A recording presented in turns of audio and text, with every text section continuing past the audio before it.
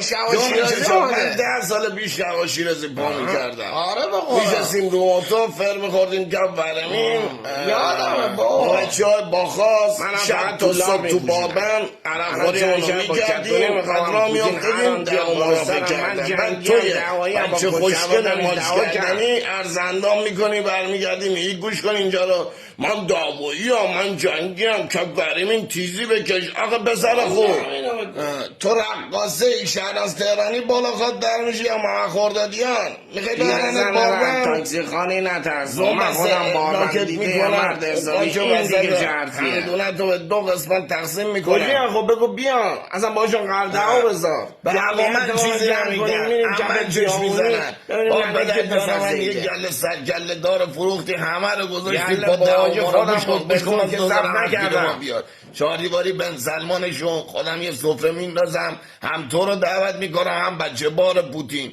میاریمتون کلاتون رو میزنیم به هم آشتیتون میدیم که یه وقت شب عیدی باره زن و بچه‌تون پشیمونی با نیارین. از الان هم بهتون بگم گیر بیفتین یه وقت وسیقه چیزی بخوان من چیزی ندارم گرو بذارم.